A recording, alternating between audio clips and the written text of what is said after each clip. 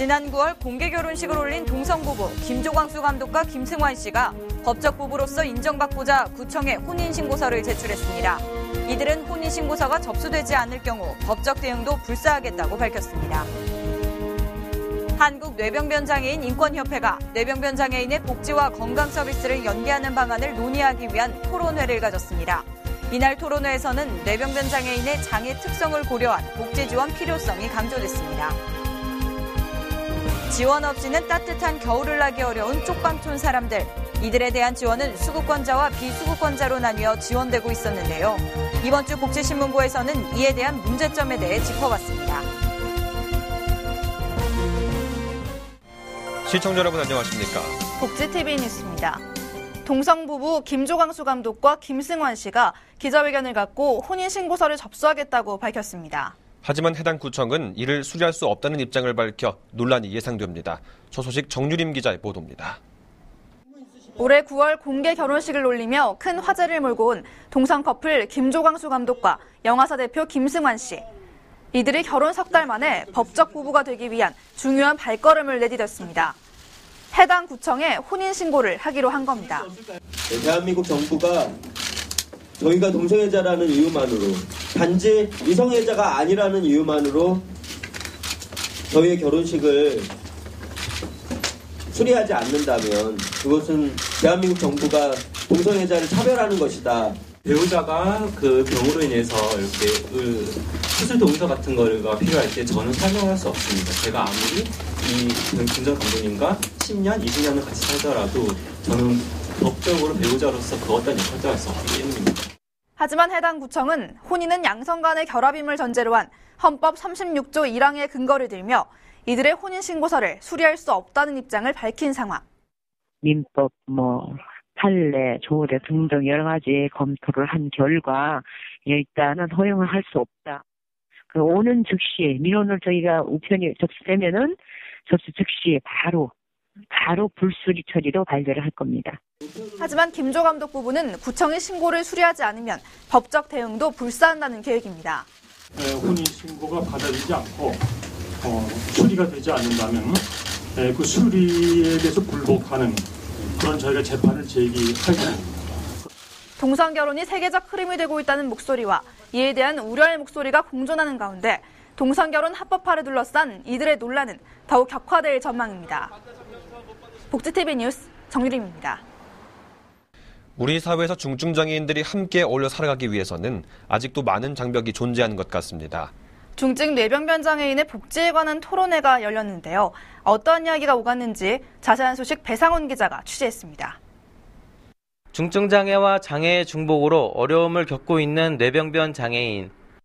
장애 특성을 고려한 복지 서비스 체계가 필요하지만 현실은 물리치료와 작업치료 등 의료적 관점의 연구만 있을 뿐 복지 서비스와의 연계가 없다는 지적이 제기됐습니다.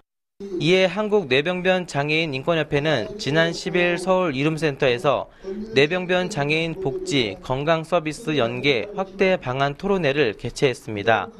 신안산대학교 사회복지학과 이계윤 교수는 지역사회에서 주간보호시설 등 복지 서비스 기관들의 인력 배치나 시설 규모가 부족해 뇌병변 장애인의 입소를 부담스러워하고 있다며 장애 특성을 고려한 기준과 지원 체계를 촉구했습니다.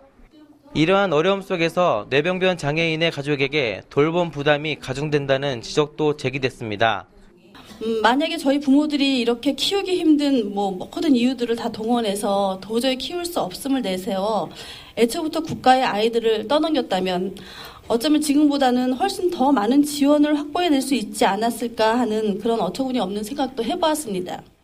특히 뇌병변 장애인의 학령기 이후 교육과 치료 단절이 문제로 지적돼 성인 전환기에 적절한 서비스 체계와 제공 기간이 마련돼야 한다고 관계자들은 입을 모았습니다. 복지TV 뉴스 배상훈입니다. 장애계단체 실무자들이 열악한 급여는 물론 교육 환경 또한 미흡한 것으로 드러났습니다.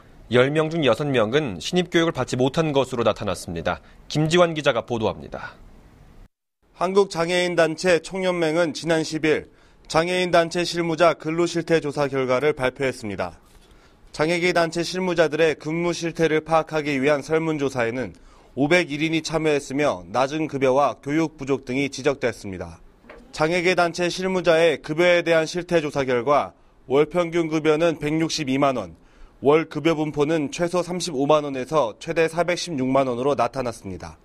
이는 서울시 사회복지사의 월 평균 급여가 222만 7천 원이고 월 급여 분포가 최소 40만 원에서 최대 580만 원인 것에 비해 큰 차이를 보였습니다. 장애인단체 총연맹은 조사 결과에 대해 장애계 단체 실무자들은 인건비에 관한 기준이 마련되어 있지 않아 호봉체계가 모호하다고 분석해 개선의 필요성을 시사했습니다. 또한 장애계 단체 실무자들의 60%가 신입교육을 받지 못한 것으로 나타나 업무 역량 강화 프로그램의 부재도 문제로 지적돼 실무자를 위한 구체적인 교육 체계가 필요하다고 강조했습니다. 복지TV 뉴스 김주현입니다. 보건복지부는 지자체와 함께 지난 10일부터 다음 달 29일까지 겨울철이면 더욱 생활에 어려움을 겪는 소외계층을 찾아 지원에 나섰습니다. 발굴 대상은 주로 최근 석 달 이상 사용요금을 내지 못해서 전기, 수도가스가 끊긴 가구, 최근 6개월 동안 건강보험료가 밀린 가구, 최근 3개월 사이에 기초생활수급자에서 탈락했거나 신규 신청자 중 부양의무 기준에 맞지 않아 수급권을 얻지 못한 가구 등입니다. 이와 함께 일정한 주거지 없이 창고나 공원, 터미널 등에서 생활하는 노숙인과 독거노인, 한부모 가족, 가족의 질병이나 고령 등으로 간병 부담이 큰 가구 등도 주요 관심 대상입니다. 정부는 이들의 생활 현황을 파악하고 우선 긴급지원제도나 기초생활보장제도 등을 통해 지원할 수 있는 조건이면 최대한 공정급여를 받을 수 있도록 한다는 방침입니다. 나사렛대학교가 지난 9일 여의도 이룸센터 이룸홀에서 재활복지 특성화 토론회를 열었습니다. 한국장애인단체 총연맹과 함께 개최한 이번 토론회는 정관계 인사, 장애단체 회원 등 200여 명이 참석한 가운데 나사렛대 재활복지대학원장인 김종인 교수 등 4명이 장애인 고등교육의 현주소와 발전 방향을 주제로 발표했습니다. 이날 발제자로 나선 김종인 교수는 주제 발표를 통해 나사렛대의 재활복지 특성화의 설정 및 성장 배경과 역사를 설명하고 앞으로의 전략과 실천 과제, 질 높은 통합 고등교육 실현을 위한 발전 방향을 제시했습니다. 한편 나사렛대는 토론회에 이어 재활복지 특성화 발전자문위원회 출범식도 가졌습니다. 국민 10명 가운데 6명이 올해 암검진을 받았고 이 중 86%가 국가가 제공하는 암검진을 이용한 것으로 조사됐습니다. 국립암센터가 우리나라 성인 4,100명을 대상으로 설문조사를 실시한 결과 올해 암검진 권고한 이행수검률이 64.7%로 조사가 시작된 지난 2004년보다 25.9%포인트가 늘어난 것으로 나타났습니다. 암검진 권고한 이행수검률은 국가암검진 프로그램에서 권고하는 검진 주기에 따라 5대암인 위암, 대장암, 간암, 유방암, 자궁경부암 검진을 얼마나 잘 받는지를 알 수 있는 지표로 암 종류별 이행수검률은 위암, 자궁경부암, 유방암, 대장암, 간암 순이었습니다.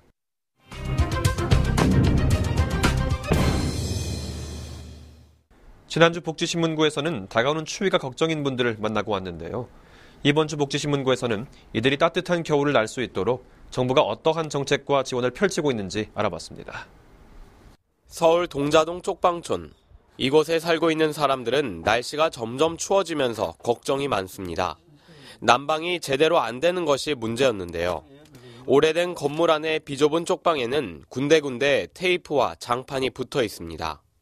근데 이 창문이 썩어가지고 아마 부서지니까 여기를 아마 이런 그냥 그 장판으로 이렇게 지금 막아놓거든요. 그런데 이렇게 밑으로는 이렇게 바깥에서 갖고 바람이 이렇게 숭숭 다 들어오는 거예요. 추운 방도 문제지만 따뜻한 물을 사용할 수 없다는 것도 큰 고민거리였습니다. 같은 층 사람들이 공동으로 이용하는 세면장의 수도는 달랑 하나뿐.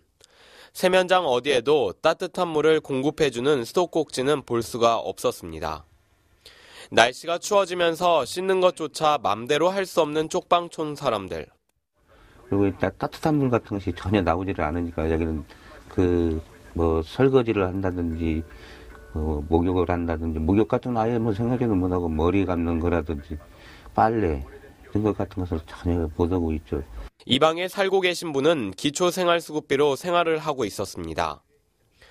수급비를 받는 분들에게는 겨울에 난방비가 지원이 되고 있는데요. 겨울이 시작될 쯤 나오는 5만 원이 전부입니다. 그전에는 이렇게 3개월 나왔었는데 지금은 한 번 5만 원 한 번밖에 안 나왔던 게 그놈으로 이제 저희들이 뭐 부탄가스라든지 이런 거 사서 쓰고 그런 것들이 아주 많이 모질해죠. 기초생활수급비를 받는 분의 경우 5만 원의 난방비를 지원받고 있습니다. 그렇다면 수급비를 받지 못하는 분들의 겨울 나기는 어떨까요? 다른 쪽방에 살고 계신 분을 만나봤습니다. 이번 겨울이 되기 직전 에어캡을 창문과 문에 붙여놓고 외풍을 막아놓은 방에서 지내고 있었는데요. 그러니까 11월 말경에 구태항군가 거기서 나와서 방 청소 좀 해주고 뻑뻑이 해주고 아무래도 창문을 막아놓으니까는 답답은 해도 일단 우풍이 좀 덜하고 문에서도 약간의 이제 바람이 덜 들어오고. 이분 같은 경우 기초생활수급비를 받지 못하다 보니 기초생활수급권자들에게 지급되는 난방비 또한 받지 못하는 상황이었습니다. 서울시에서 운영하는 서울형 기초보장제도를 통해 지급받는 생계비 20만 원으로 생활을 해야 하기 때문에 난방비는커녕 방값을 내기에도 빠듯했습니다. 수급자들한테는 난방비가 나오는데 제 같은 경우는 수급자도 안 되면서 아무 혜택이 없었다 보니까 그런 게 좀 힘들게요. 그러니까 오로지 저 같은 경우는 20만 원 나오는 걸로 살아야 돼. 난방비 5만 원조차 지원받지 못하는 쪽방촌의 일부 주민들. 이들에게 겨울은 더 추울 수밖에 없었는데요. 일단 수급자 같은 경우에는 난방비가 따로 나오는데 그렇지 않으신 분들은 사실은 어떤 지원도 받을 수 없는 상황이라고 보시면 될 것 같습니다. 이렇게 정부에서 복지 지원이 가능한 조건들이 있잖아요. 그 조건에 되지 않으신 분들은 어쨌든 이 겨울을 힘겹게 날 수밖에 없다라고 보시면 될 것 같아요. 지난 11월 보건복지부에서는 노숙인과 쪽방 주민들의 겨울 나기를 적극 지원하겠다며 보도자료를 배포했었습니다. 긴급복지 지원에 연료비 지원이 있는데 이거를 원래는 긴급복지를 받으시는 분들한테 부가급여 성격으로 운행을 하고 있던 걸 종절기에 한해서 쪽방촌을 대상으로도 좀 확대를 한 거예요. 일단은 저희 지침이 기초생활보장 비수급자로 갔으니까. 쪽방 주민들은 12월부터 내년 3월까지 월 8만 5천 원을 지원받을 수 있다는 내용이었지만 비수급권자들에게만 해당하는 내용이었습니다. 기초생활수급권자들은 난방비 5만 원이 지급된다는 이유로 제외됐는데요. 기초생활수급비를 받으시는 분들과 못 받으시는 분들이 느끼는 추이가 다를까요? 쪽방촌 주민들이 따뜻한 겨울을 나기 위해서는 수급권자, 비수급권자로 나뉘어 각각 지원할 것이 아니라 그곳에서 추위에 떨고 있는 모든 분들에게 지원이 갈 수 있는 방법을 찾아야 하지 않을까요?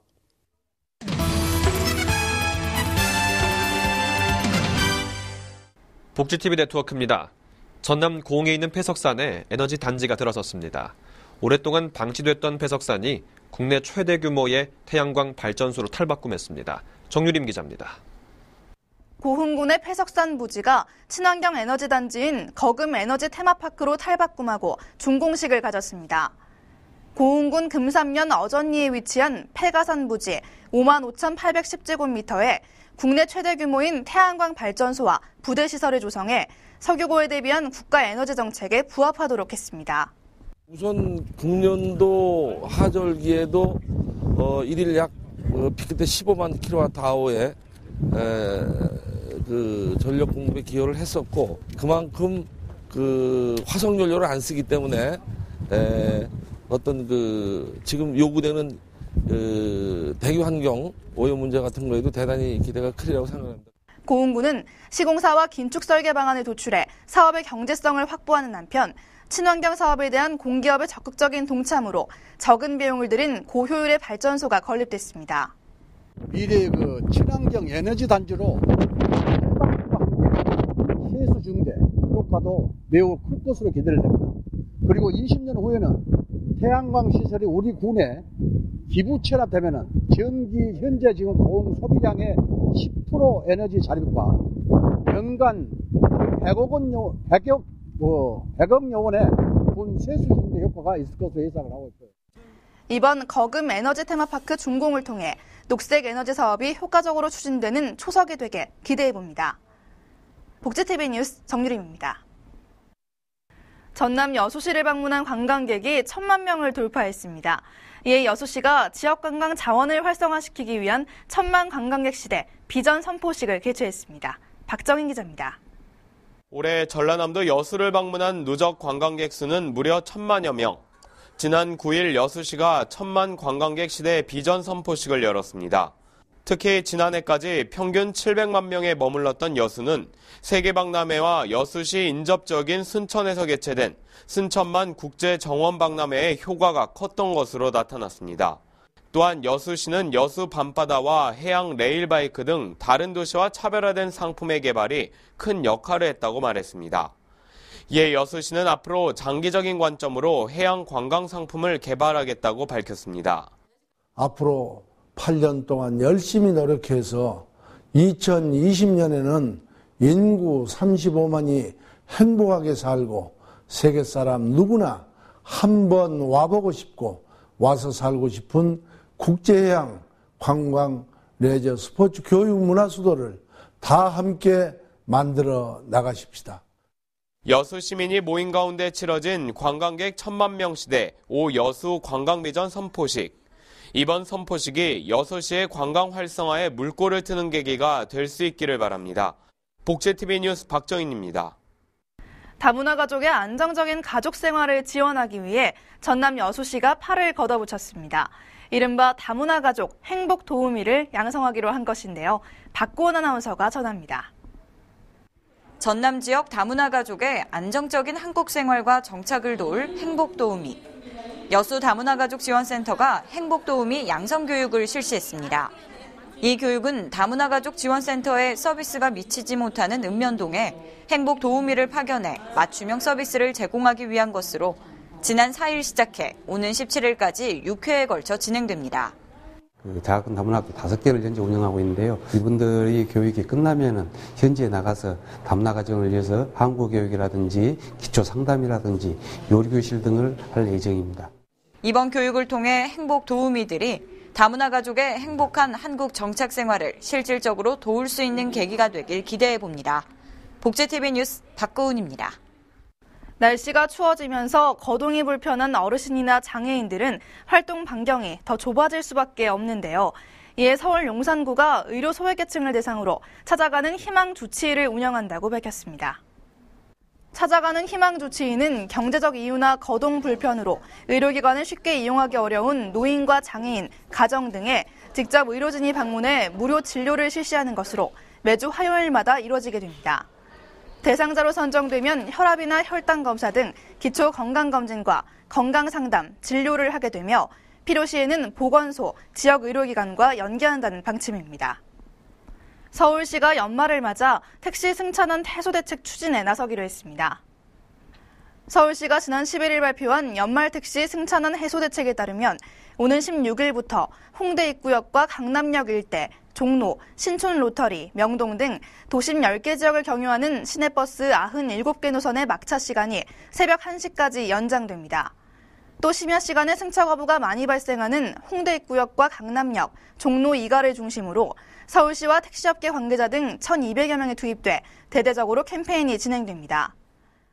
내년 1월 1일부터 주소제도 변화에 따른 도민 불편을 최소화하기 위해 경상남도가 적극적인 홍보 활동에 나섰습니다.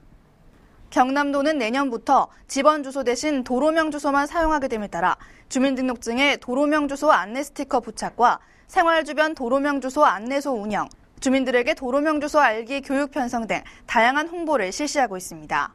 도는 도로명 주소 제도에 조속한 정착을 위해서는 도민의 관심과 일상생활에서 도로명 주소를 상시 사용해 줄 것을 당부했습니다. 12월 입시철입니다.